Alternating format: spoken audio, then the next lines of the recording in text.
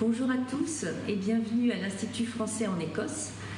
As French Consul and head of the French Institute in Scotland, I'm delighted to welcome you tonight for our first event, kickstarting our year or our path towards COP26. It is no coincidence that today, the 8th of December, is the World Action Day for Climate, and we thought it could be there couldn't be a better date to mark the 5th anniversary of the adoption of the Paris Agreement on climate change.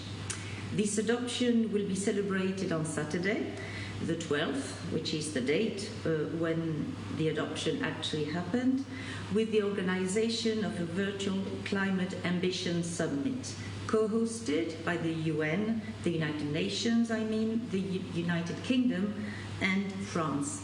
It will be a chance for heads of state and leaders to demonstrate their commitment to the agreement.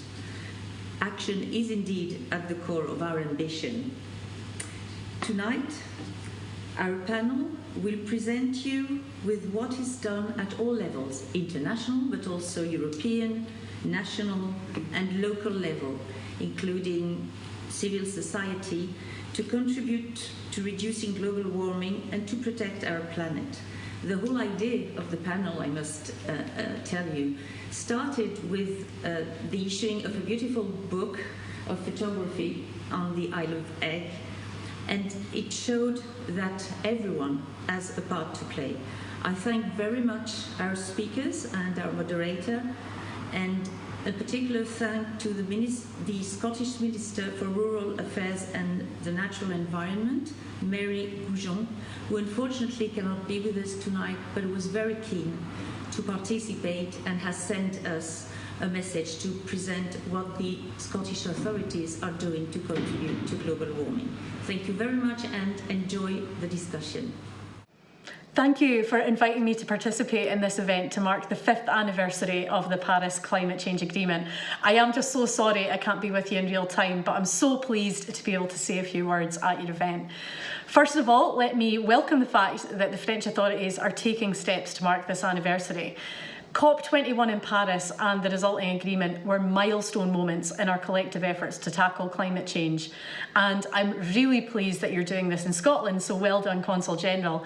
That reflects in part our close partnership with France on climate as well as other matters.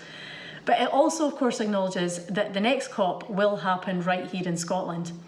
In less than a year's time, the eyes of the world will be on Glasgow as we welcome delegates to COP26. It promises to be the most significant climate change summit since Paris. And the fact that COP26 will take place here is obviously a huge honour for Glasgow, but also for Scotland. But our ambitions for the conference extend well beyond simply being good hosts. We're determined to play a full part, along with other cities, regions and states, in delivering a successful and ambitious outcome. Of course, Scotland already tries to lead by example.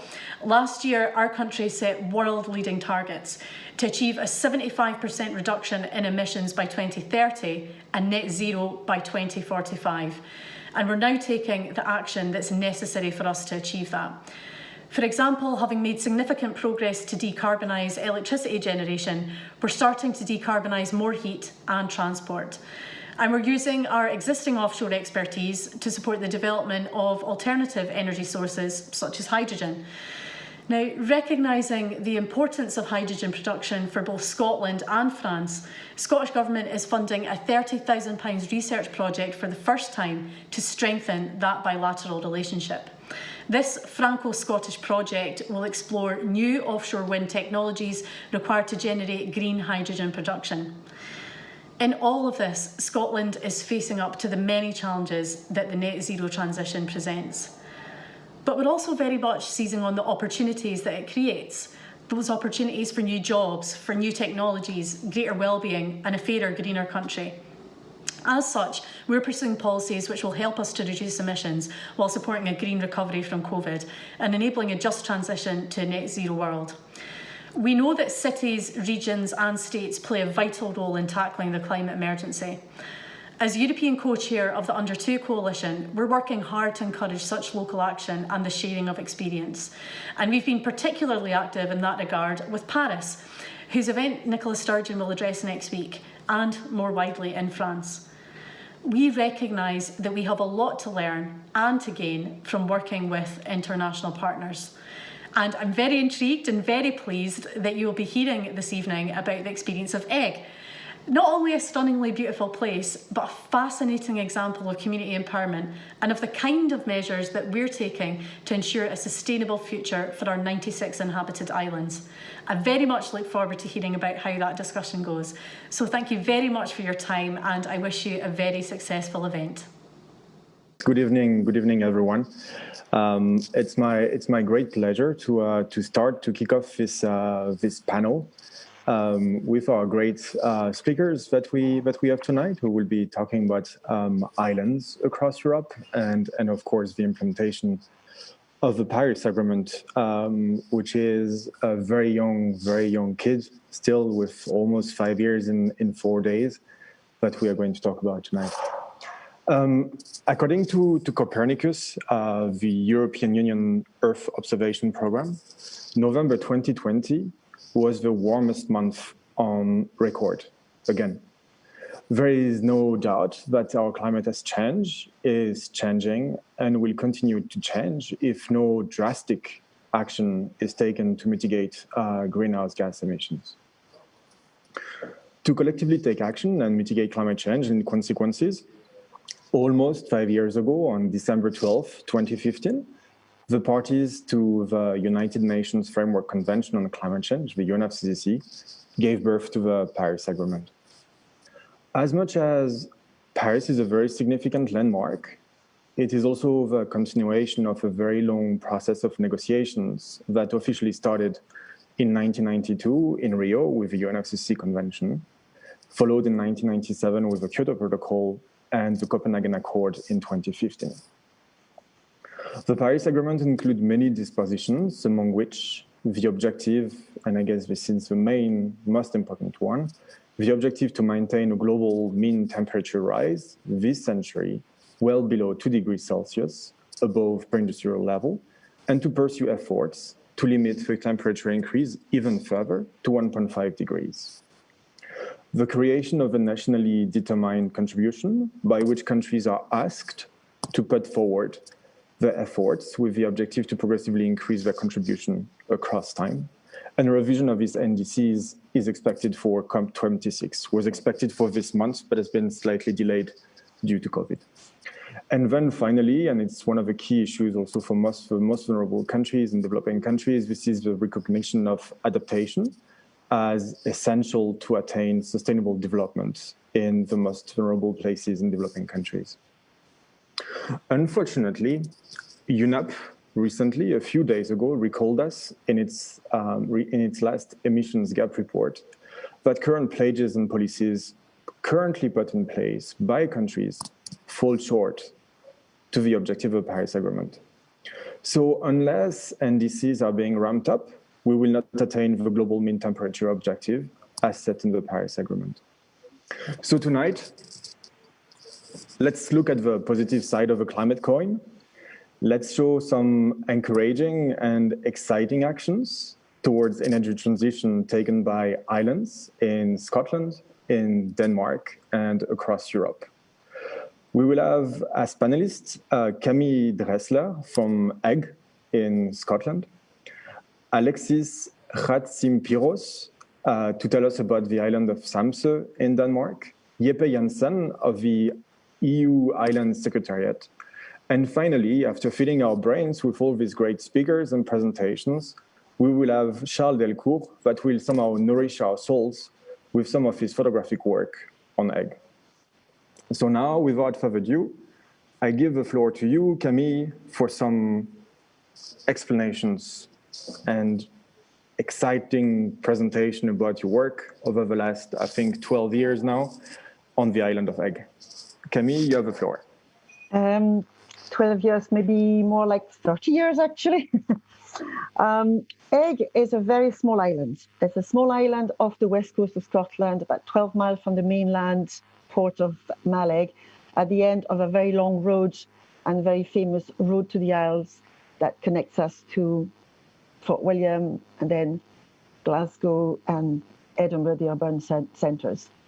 So this little island may be small in population number. We only have 105 inhabitants, but we are very well known because we made history in 1997 by buying our own island. The residents of Eigg worked out a huge fundraising campaign and bought their island together with the Highland region and the SWT, which is a conservation body. And together we have been working together to improve the life of the islanders.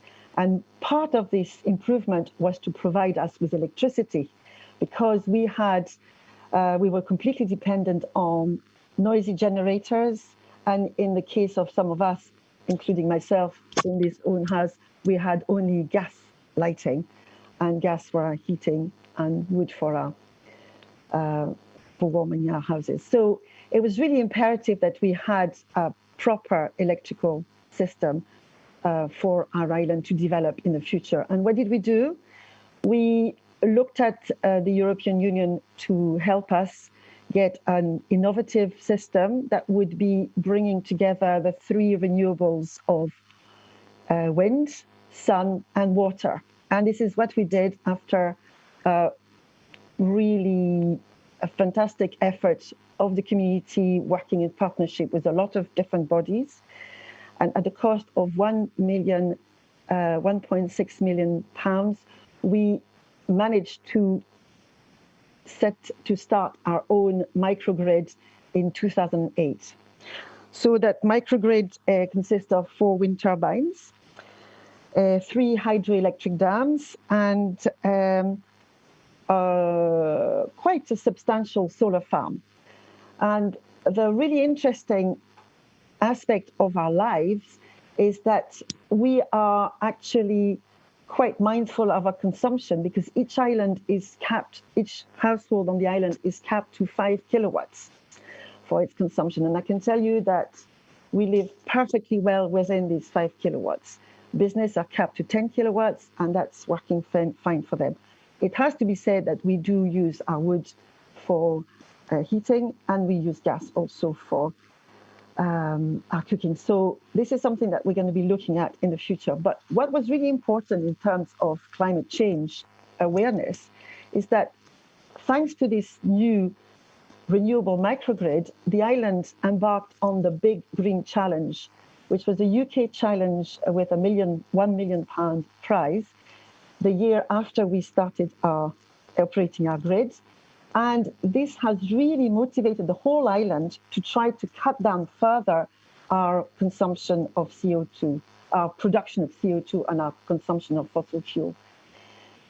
At the end of a very long year, full of activity, we ended up one of the 3 finalists, and we shared the £1 million between 3 finalists, one in Scotland ourselves, one in Wales, and one in the UK. And the first thing that we did was to double the amount of solar panels that we have. So what did we do? We used solar cells on our roofs to have more water heating from the sun. We looked at transport, how we could minimize our carbon footprint in our transport. We looked at the way that we could also produce our own food. We looked at a whole array of things, and it was a really fantastic community effort. And after this, we had a little break from it all. And then we decided that it was important to sort of look at more improvement, because as our population was growing, thanks to this new system that we then had a fantastic internet system, which meant that we were connected to the world. And we discovered that there were plenty of other islands doing the same things as we were doing. And we started networking with them, particularly through a project that was linking several islands, grouping throughout Europe, looking at renewable energy action planning, Project SmileGov, that Alexis was involved with, in fact managed. And through this, we started to think about the concept of smart island. How could we smarter? How could we cut further our CO2? How could we look at climate action? And how could we could we make our islands a lighthouse of the transition to a low carbon economy. So we got together with other islands that were off-grid in Scotland, the three other islands in our little archipelago of the small isles, close to Eigg, Muck, Rum, and Canna. These islands, in their turn, started to decarbonize their system and also went on to a microgrid system using a combination of wind and solar, or solar and hydro. And we also worked with two islands in Shetland, Fula and Fair Isles, very isolated island that didn't have any or hardly any renewables at all. And together we formed a group of islands, and we started to look at ways to explore a transition agenda, how we could work further to improve our system, to make it more resilient. And in doing so, we started to get involved with the Clean Energy EU Island strategy that you will hear more of from Jeppe later on.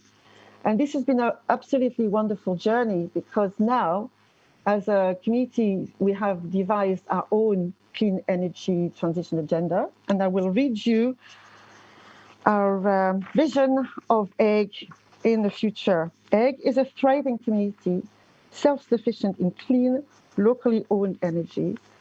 Egg's homes and businesses are energy efficient, and its transport is low carbon.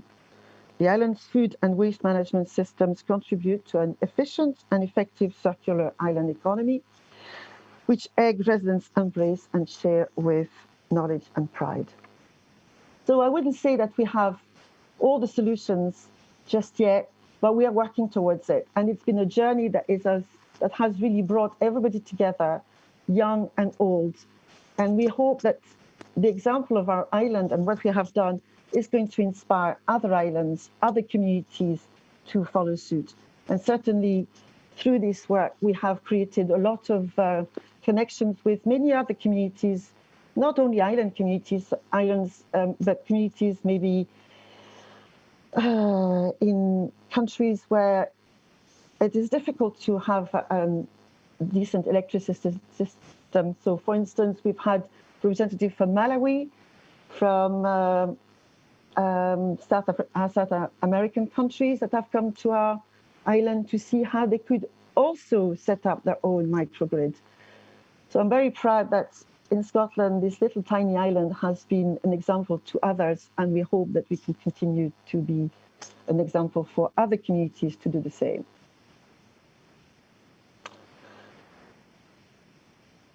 Anything else I could say for you?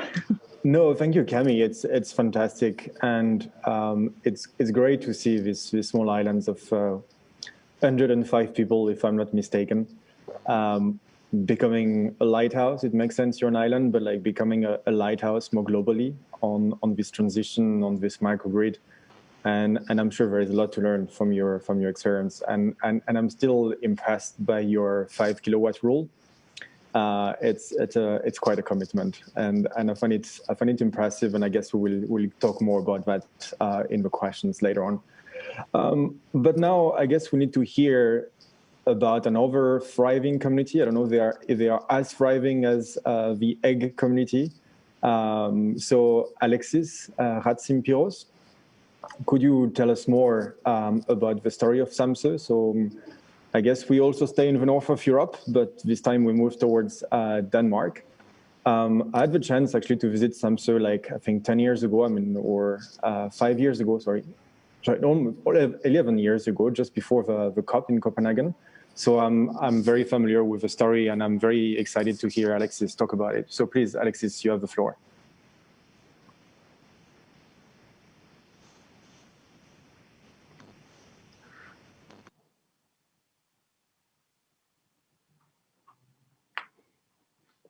Thank you very much for the introduction, and many thanks for the invitation.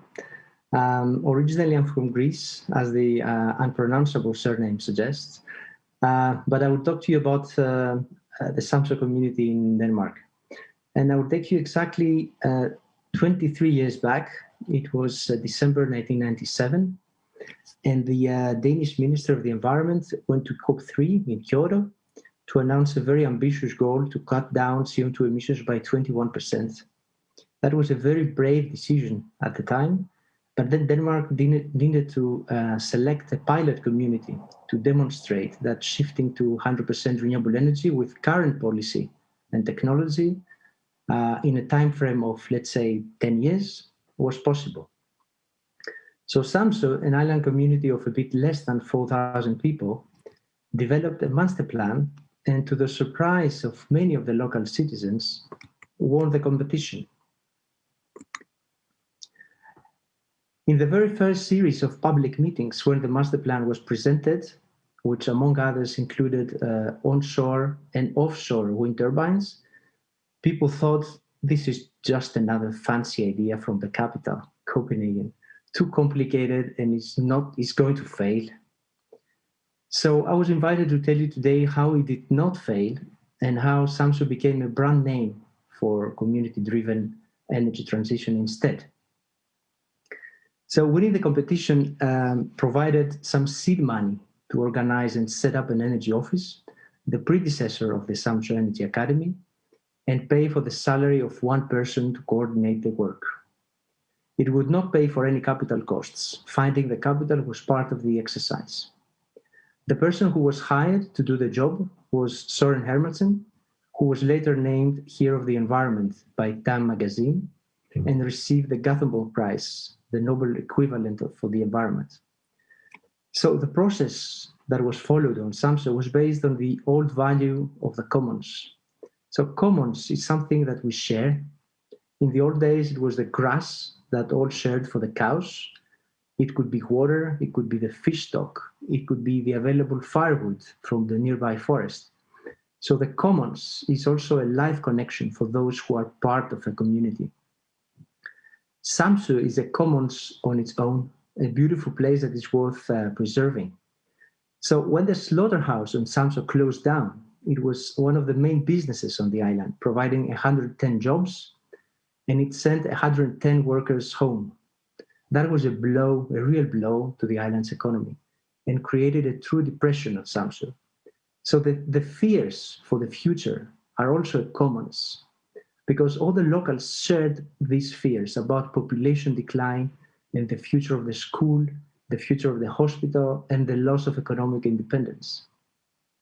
So the notion of sustainability was for Samsa the ability to sustain itself.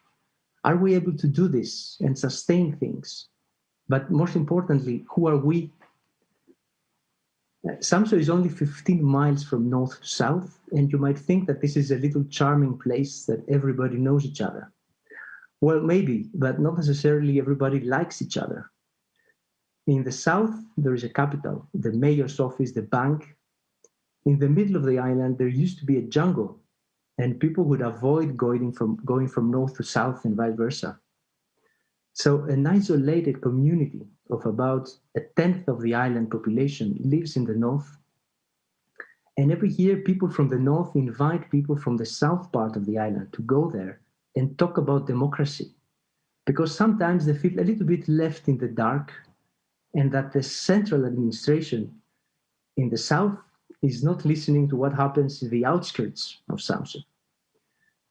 So back to the notion of sustaining things. Who are we, and how do we embrace the entire community? That was the key for Samsa to manage to get the community on board.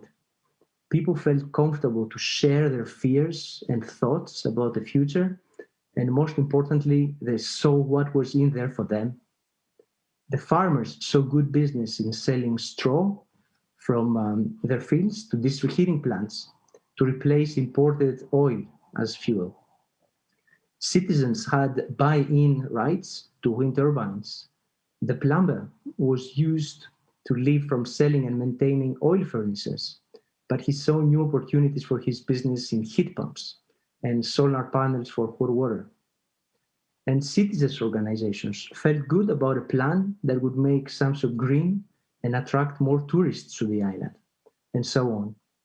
So in the end, the fancy idea was transformed into a collective local initiative, and within a 10-year time, Samsa was producing more renewable energy than it consumed.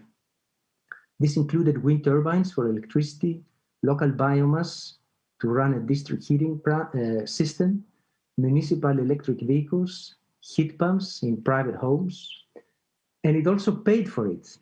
The entire investment was owned by island stakeholders, by the island community. So to conclude, my main message today is that renewable energy can be at the same time effective local climate action, good business, and a catalyst for improving the perspectives of the community for the future. And that's what I wanted to share with you, and I look forward to hearing your perspectives as well. Thank you, Alexis. It's a beautiful story, actually. I think more people should hear about Samsa and Eigg, and the stories and like how citizens came together to embrace a common challenge. I think it's a very interesting story. Now I would like to move to Jeppe Jensen, who is working for the European Union Island Secretariat, to give us some kind of a perspective on how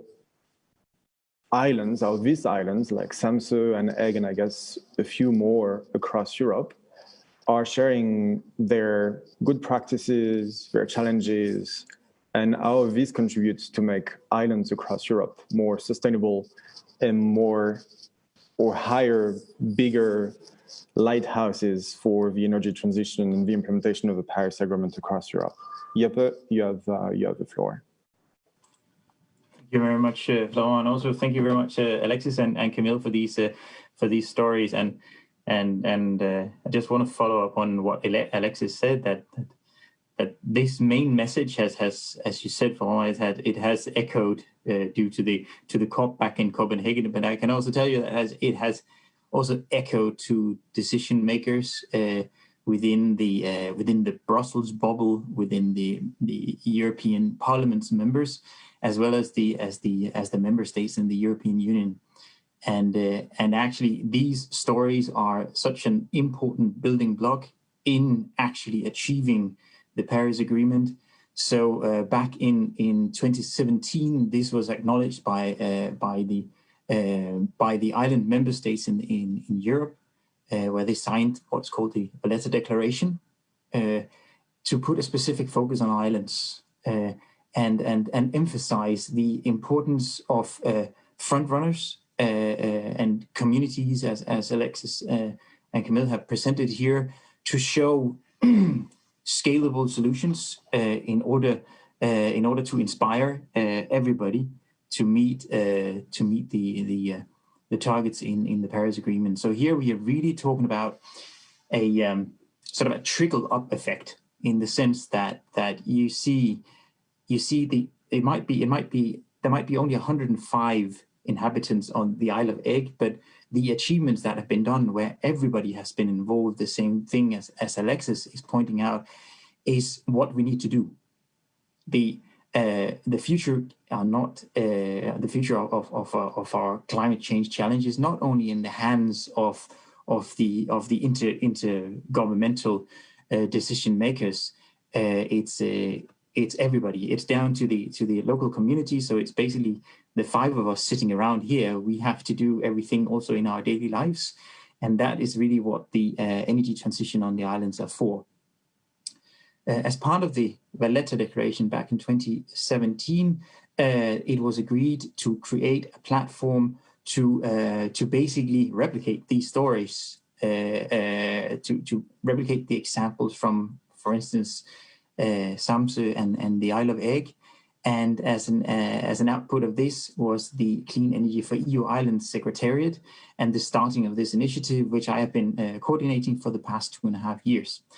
And both Alexis and Camille have been very active in exchanging and learning and sort of and building the initiative, or what we actually call the sort of the EU-wide island community, because there is always, even though there are not two islands that are the same, the inspiration and different ways of doing things are crucial in order to sort of customize the solution to your context. And this is what the Clean Energy for EU Islands initiative is about. It is to sort of to jointly build a methodology, a process that we can sort of have as a framework, and thereby have kind of a common lingo on energy transitions on the islands. Thereby meaning that it's much easier to sort of to discuss if you're a small island in the Baltic Sea and or if you're a small fisherman's islands in Portugal, if you still have the same lingo, you will much more. The exchange of information and experience happens much easier, and that's where we, the Secretariat, together with the islanders, that's been very active in contributing. We have developed the Clean Energy Transition Agenda as a methodology that is basically starting from the first cup of coffee on the island, if it was the Isle of Eigg or on Samsa, until you have a common vision that ensures that everybody is on board and everybody are also included in the transition. So, because as Alexis said, that everybody has to see their different wins in this, and that's done by simply having a clear buy-in to the vision of the island. So this we developed, and together with initially 26 islands in what we call the pilot phase of the initiative, we have had sort of correspondence on how to build the methodology, and we already now have 20. I think we're up on 28 clean energy transition agendas. One of them from the Isle of Eigg, that sort of spells out the joint vision for the island and different pathways to actually achieve the decarbonization. And the decarbonization is tightly connected to EU's target of carbon neutrality, even more ambitious than EU's target of carbon neutrality in 2050. And again, sort of EU's target of that are tightly connected to the Paris Agreement. So you see that sort of like this umbrella is basically connecting the wind turbines and the dams and the PVs on the Isle of Eigg to the connection to the Paris Agreement. And it also really shows that it really is the local actions that sort of the sum of it all will lead to sort of meeting the Paris Agreement and make UNEP perhaps provide a bit more positive report for the next year. And here the island plays a crucial role, because the island, first of all, the islanders they are very robust. They are used to be highly adaptive to the environment. They are basically they have need to innovate throughout time.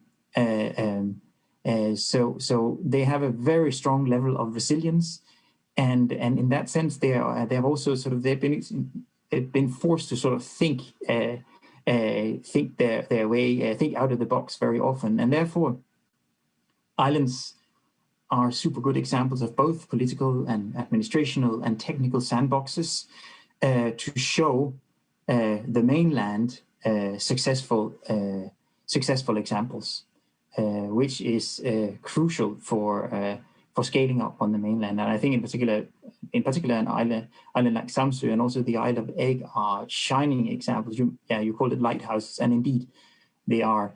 And this is certainly needed. Lighthouses are certainly needed when you go through the UNEP report.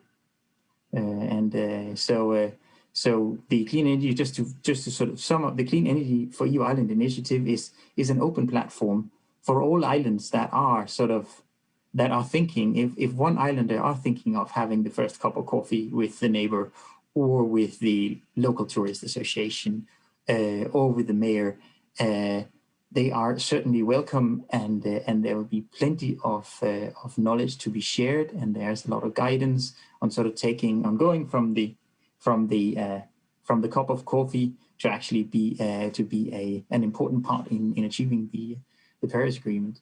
It sounds like a wide span, but we need to think like that. Yeah, thank you, Jeppe. It's a great story as well, and thank you for joining us as well. I'm throwing a question here, but don't answer yet. You will answer in a few minutes. When I hear your three stories, your story at the European level, the story of Eigg, the story of Samsa, what comes to mind directly, and also in the perspective of this UNEP Gap report, is how come your stories are not more heard, which is, I guess, important, but especially implemented? I'm not asking you to respond to this question now, or just to start thinking about it. I'm just wondering how we can help you get this type of messages out, and not just island communities, but like communities altogether, move forward when it comes to energy transition. I'll let you answer this question afterwards, and I know we have another question on the chat, but before that, I would like to move on to Charles Delecourt. Charles is very different from all of us in the sense that he's a photographer, I guess less on the technical aspects of renewables and transitions, and he's been for I think 4 or 5 years living and coming on the island of Eigg, and we thought it would be a very nice way of transitioning ourselves as well from a technical political discussion towards something more artistic, and to, let's say, nourish our souls and not just our brains. So please, Charles, you have the floor, and I think it's not just the floor, it's also our eyes, because you're going to share some pictures now. Yes, thank you. So hello everyone. So I'm really pleased to be between you. But I was there just witnessing something, I'm not part of the story, maybe in a way, but I just spent a lot of time, several weeks and months on Eigg in order to witness what's happening there. So I'm lucky because Camille gave us some good words. So you have a good introduction, you have some words, and I can prove you that what she said was right.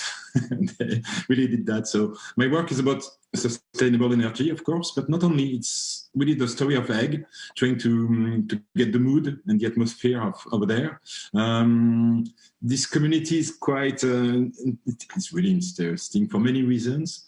So the sustainable energy, of course, but the way they decide, there is no chief, no election, no police, nothing, just people working together and put the end in order to get things down. So during 4 years, as you said, I was there, not all the time, but I had to give them peace sometime. But I came several times a year to witness what's happening there. So I can share the screen and give you some images. So you will see a lot of things, the landscapes, people, the way they work on the land. And I can give you some information sometime. And Camille, if you have something to say, whenever you want, please be free. So I can share the screen. Small transition. Hop. L'écran. And then, okay, it should be working. So that's the way you arrived on the island. By boat. Only one road on the island, so the same road.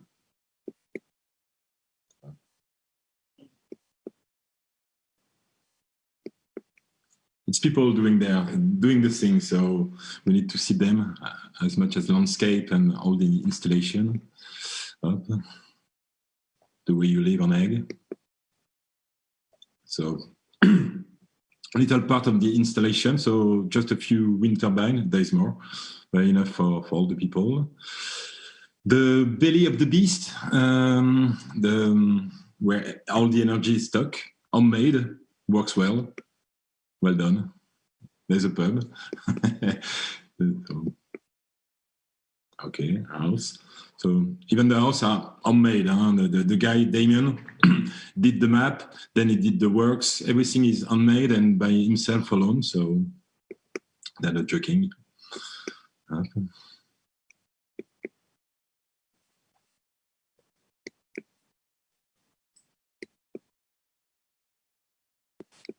So hard to find a good rhythm. So not too quick, not too fast, not too slow. The dam. So a lot of volunteers are working on the land because they're working on the land too, doing all the works you need. So it's about love too. So community works. They're facing the Atlantic Ocean, so there's plastic coming all the time. So quite often, several times a year, they to organize some cleaning works. Oh, that's quick. Oh, it's going. Sorry. Okay. On that day, they were learning how to become a tree surgeon. Somebody came from the mainland in order to teach the people how to cut trees and take care of the forest. This is even if it's hard to see, this is hydros. So they produce electricity from the river. So quite well hidden in the landscape. Okay.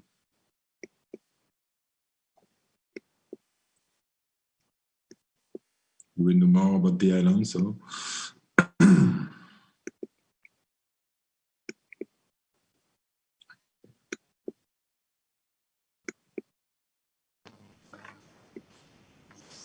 Very much the colors at the moment, I must say. I don't hesitate when you want. You know, all of them. Yes, winter time. That's you, by the way. Okay, so on that day they were building up a greenhouse in order to start to plant trees. We are very lucky that for Scottish Islands we have a lot of woodland resources. So we have now made our wood, with our firewood, really good, really well seasoned, and now people are replacing fossil fuel with renewable source like wood produced on the island. So it's a big improvement. Sorry, it was quick. Okay, that's it almost. So okay, it's still running on the Institut Français screen. So that's part of the work. I don't know if you can get the mood and the atmosphere over there. The work is over now, so I was lucky to be there for 4 years, and I'm asking myself, what should I do now? And because of Alexis' story, maybe I should I should come to Samsa soon. We're gonna exchange soon. I like your story, and that's a bigger scale because the scale is something important. So Isle of Eigg is small scale, community scale, and maybe human scale. So I'm really looking. I really want to have a look on Samsa because 4,000 people, that could be something else. It's 4,000, and that's it. 4,000 people. Okay, the next time for next year. Okay, so thank you, Charles. Merci. What came to my mind now is. What came to my mind? If I'm not mistaken, you're publishing a book, no? Yeah. With Camille on. Okay, yeah. It's published. I'm not asking you to do any type of advertisement, but like it's a good way of showing that like all this work went into a book, and I think Camille is the author. You've been the photographer, and she is explaining the picture, if I'm not mistaken. So you guys have been continuing the collaboration. I arrived 20 years after the beginning of the story, so asked Camille to write what's happened before, during those 20 years. So the way they build up the new egg, and when I arrived, I'm going to do the picture, and she let me do it. So I think that's really what I really like about your photographs, Charles, that you managed to capture the feeling of community. Everybody's so relaxed, and for me, that the whole idea of a transition has to be based on community. We can't wait for it to happen from above. It's got to come from the grassroots.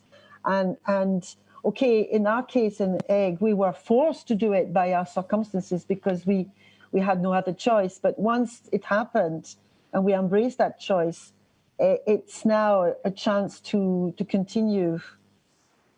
So to go back to your question, I would say community energy, and I think Scotland has got expertise in that. In community, we've even got a very excellent organisation called Community Energy Scotland that has helped us in our first steps and is helping a lot of other communities in Scotland deal with new hydrogen systems. The other big challenge will be decarbonising island transport. You saw a picture of a ferry there. The ferry consumes in 1 week what we consume in kerosene in fuel for 1 year because we have a diesel backup for our system. So it gives you an idea of the scale of the challenge when we are talking about ferries.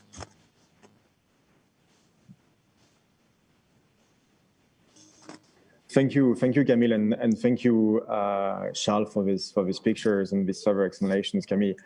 We got a question on the chat on Facebook. At the beginning, I struggled to understand, and then I read it again, and I finally understood. And I think it's a very good question, actually. I think it's from Frank Strag. I'm sorry if I mistook your name. I think it's for you, Camille.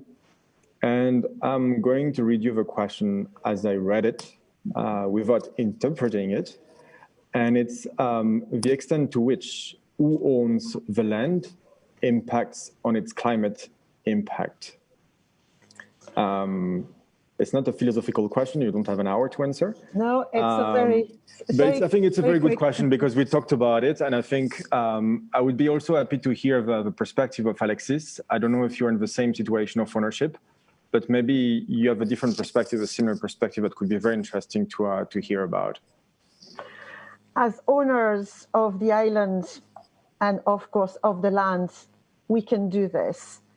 Every community in Scotland could have access to a piece of land to erect a turbine. And in many cases, islands and also communities on the mainland have exercised that right to set up a turbine that would bring them funding to help them develop their own businesses and things. So there's a link between the land, between the renewable asset and your community development. And if we can make that link, things can go much quicker.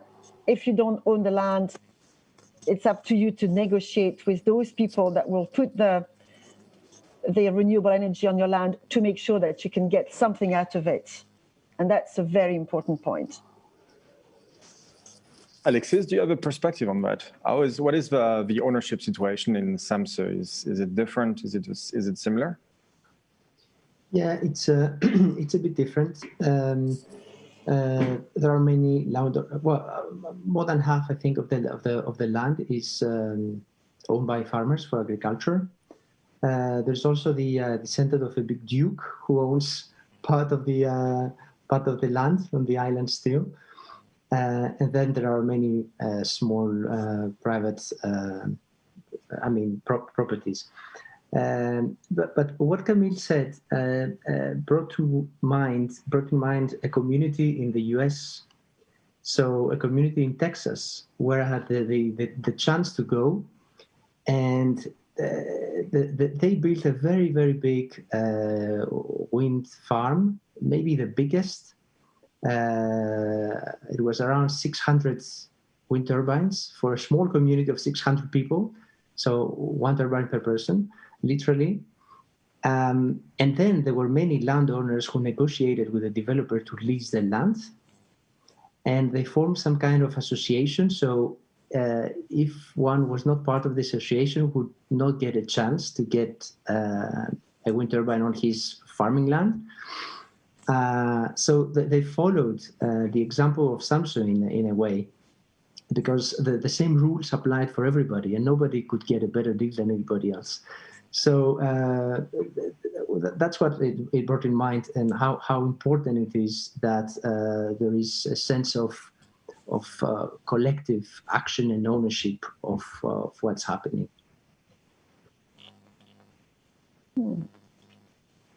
Sorry, how did you get to create that?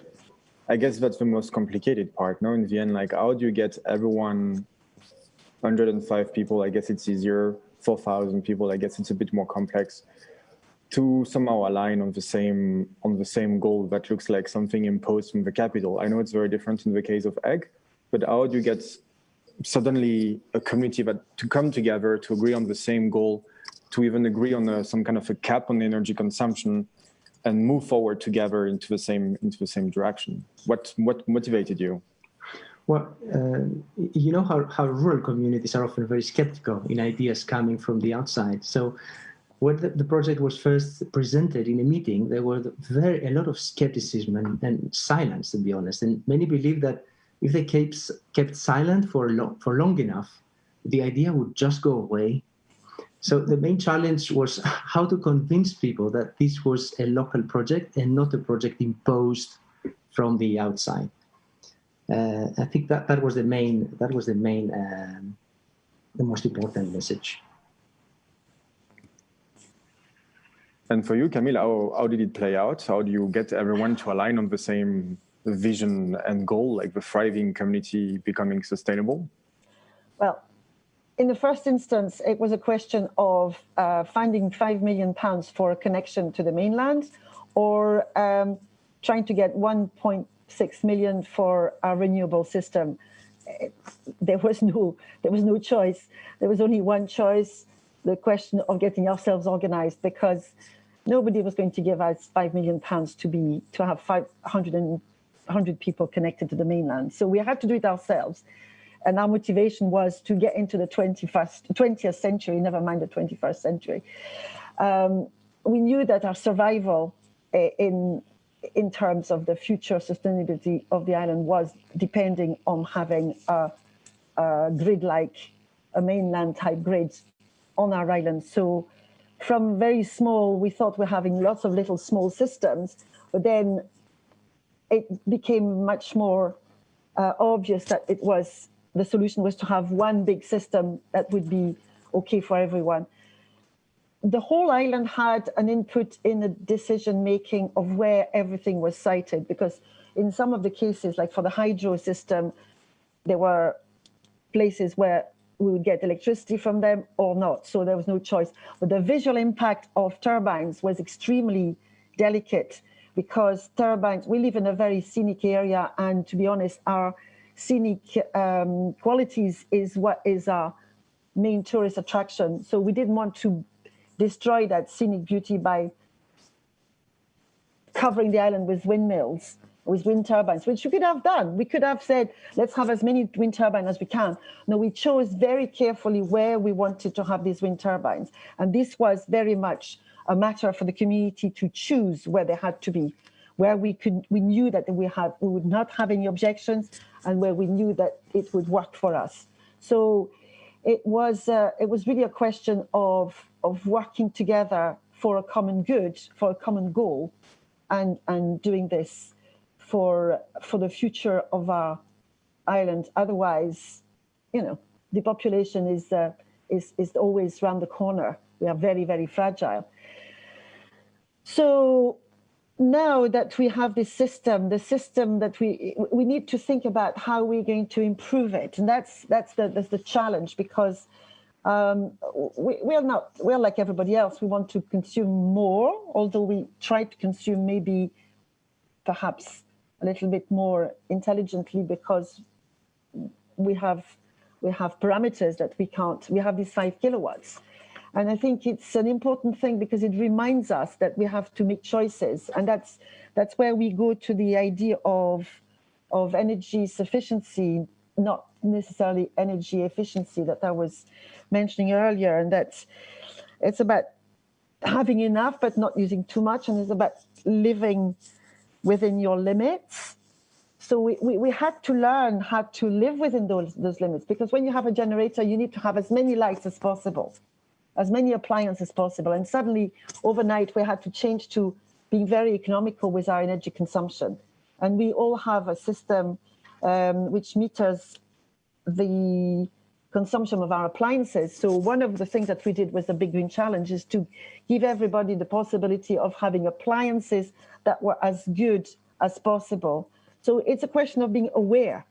It's a question of awareness. And this awareness is not given. You know, the minute that we had our 1 million prize, we won our 300,000 prize, the motivation went right down. So we had to work again to create a new green team, to start again on putting new goals, to get the community together, to look at something that would be good for them, for the environment, for our generation, for our future generation. So it's a as Alexis says, it's a thing that you have to do with people, and you have to work together to achieve that vision. You can't have it for granted. You can't. Yeah, thank you, Camille. I think it's very good stories and beautiful stories that you two are sharing. I would be very happy also to hear Jeppes' perspective, because I guess by your position, you see more islands, you discuss with more islanders across the EU. What were the motivations for the different islands that are going on this agendas for transition? Is land ownership an issue? Is it not an issue? How is it being handled? And also, I'm wondering about the financial aspects of it. It's Camille was lucky to have £1 million. Alexis was lucky to have some money from the government that wouldn't pay for the capital. How does this play out? Can you tell us more stories about that? Do you have more examples to share on these transitions on islands across Europe? Sure, Florent. I mean, I think one of the things that is really binding people together is the fact that everybody is taken on board from the very beginning, and that there is at a very, very early stage a common vision that is the topic of the discussion.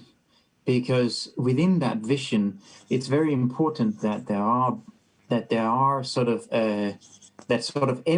everybody basically can answer can receive an answer to what's in it for me. Because the vision is a decarbonization, but obviously people also need to earn a living. Farmers might be afraid of expropriation of land.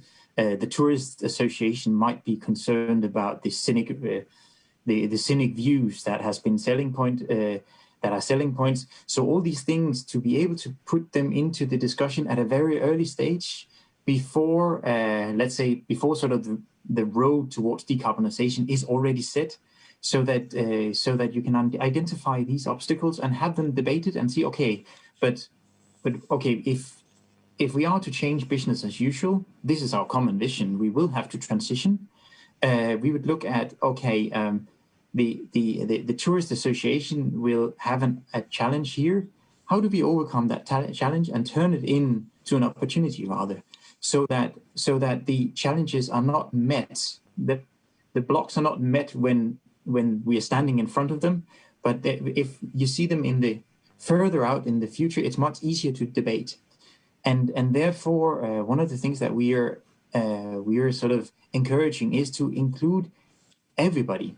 And it's from a very early stage, and include everybody. And then as well, sort of coming back to the buy-ins, it's also very clear that, for instance, the case from Camille in regard to owning the energy system, in the case of the sort of the community-owned wind turbines from Samsa, it's very clear that there's a tendency to like the wind turbine a little better if you're actually getting a revenue from the electricity and the energy that's produced there. So this kind of being a part of the decision is something that is very clearly easing a lot of discussions along the way. Because obviously transition is a change of business as usual, and Alexis was referring to Danish farmers. I am from a Danish farming family, and I can confirm that it has been there's a strong tradition on business as usual there.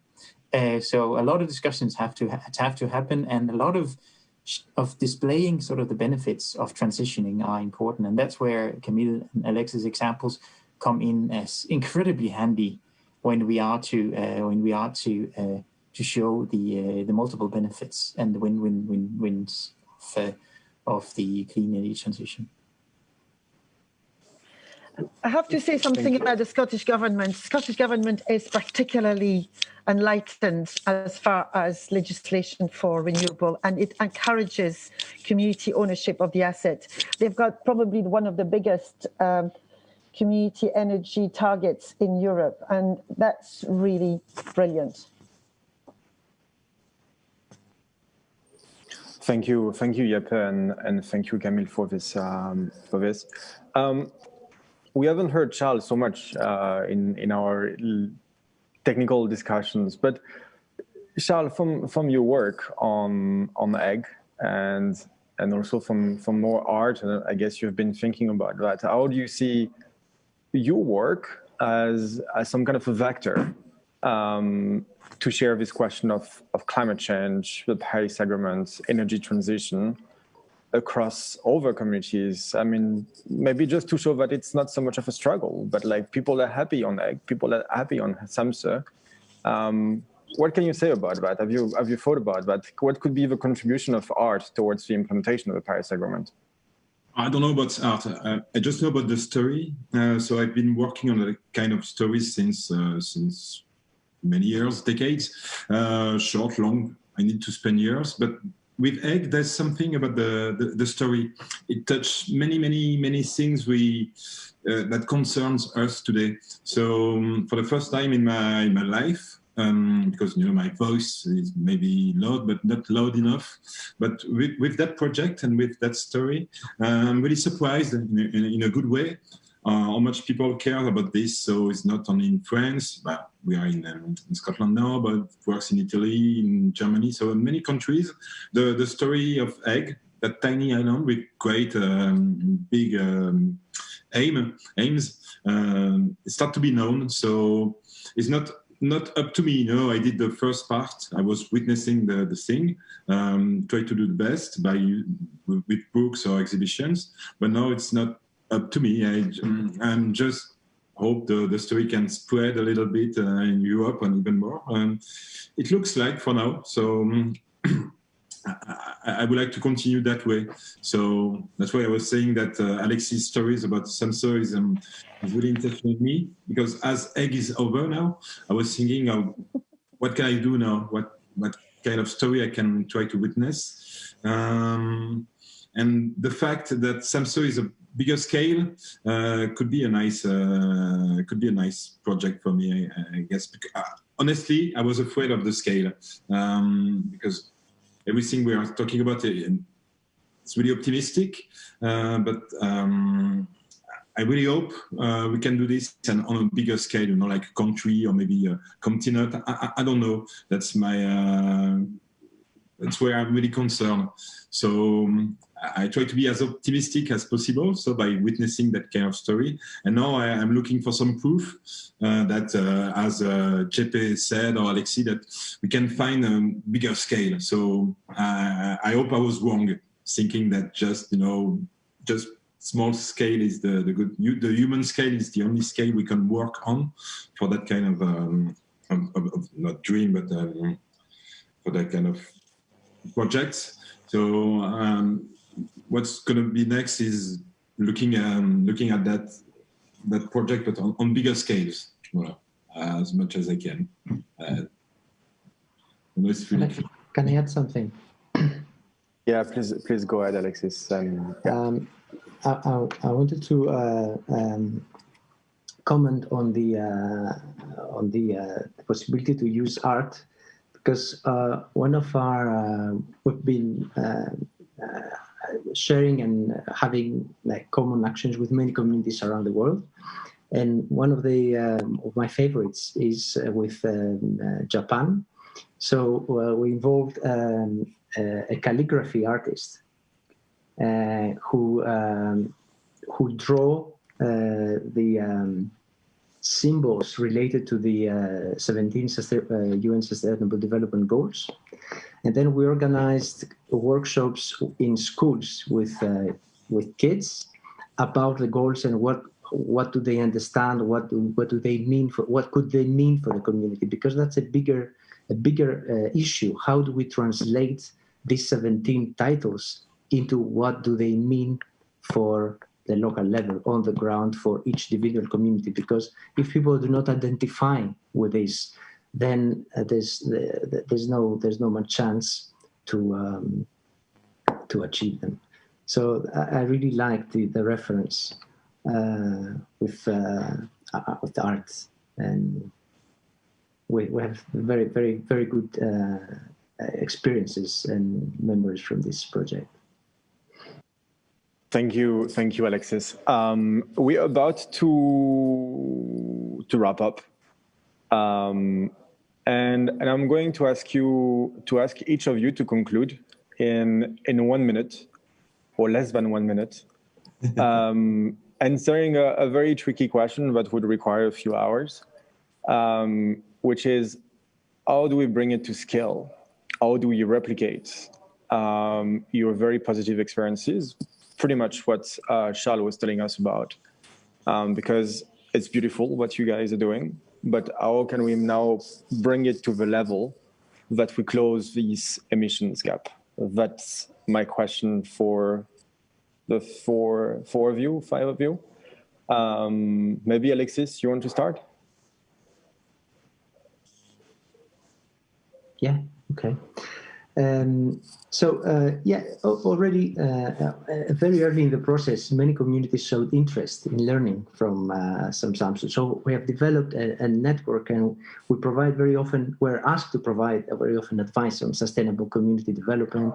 And we welcome community leaders and policymakers from around the world on Samsa for study visits, leadership seminars, workshops, which will hopefully resume once the pandemic fades. So we're very keen to these exchanges and to international cooperation and to get in contact with many more communities, because our ultimate goal is to create a global network of like-minded sustainable communities that can work together and learn and inspire each other. Thank you, Alexis. Camille, what is your strategy? I think my strategy would be fairly close to Alexis.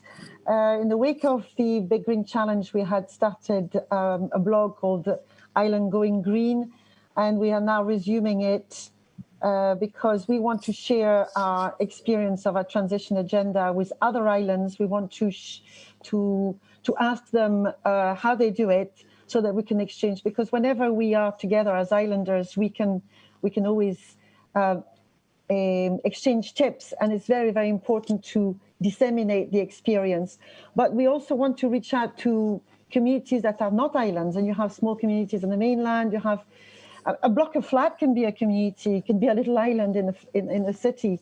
So it's all about sort of showing that together, with a bit of vision and some ideas and a bit of help from your friends, you can change things. You can change things, and it's possible, because if 105 islanders can do it in a tiny island, then every other communities can do it. And I think that the whole key is exchanging and networking and linking together. And I think that we would like to do a lot more of the kind of work that Samsa is doing, but perhaps at a smaller scale, for islanders that are similar to our size. Thank you, Cam. It's be an inspiration for bigger islands too. I hope it will be, and I'm sure it already is. Jeppe, what is your perspective on that? What is your strategy? I mean, using the Isle of Eigg and Alexis as sort of the foundation of what has been built on a EU scale, it's very similar, obviously. But I think it's really the one of the, we should never underestimate the power of the good example here, because and as we have here sort of Camille and Alexis representing 2 islands, but there are actually plenty of islands that are sort of the initiative that is supported by the European Commission is actually very rapidly growing. And it's very clear that this growing community also create a platform, and a platform is also a bullhorn for a message. So if we all stand together and yell in this bullhorn, it's very clear that decision makers on all levels will sort of start to speak the same language and sort of and learn from the small examples in those that have the mandates to larger scale decisions. And it's very clear. I mean, go and see now in referring back to the Paris Agreement. Go and check what the national energy and climate plans has in Croatia, for instance. They're referring to the clean energy for EU islands as a driver. The same thing, the one for Ireland, is having it spelled all over the place, basically. You have the same thing in Greece. It's very, you said that sort of, at one point in the beginning, you asked sort of, how are we not heard? I think the volume of the voice is currently raising exponentially. But of course, we need to continue to fuel this, to amplify the message.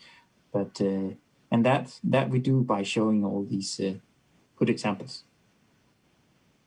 Thank you, Jeppe, and for you, Charles. Apart from preparing a new book on Samsa with Alexis, what is your strategy? I would say humanity, but common. Jeppe used the word common voice. Common voice is a good data. The story we heard about tonight was stories about small islands, so it's easy to link the people together. You know, the land is the link. So if we want to work on a bigger scale, we have to speak in the same language, and whatever the accent, same language at least. Common voice. Yeah, thank you, Charles. Don't worry about the accent. It's fine. We are all common voice, humanity. Yeah, exactly. We are all speaking this international English. Sorry for the real English speakers here. So thank all of you.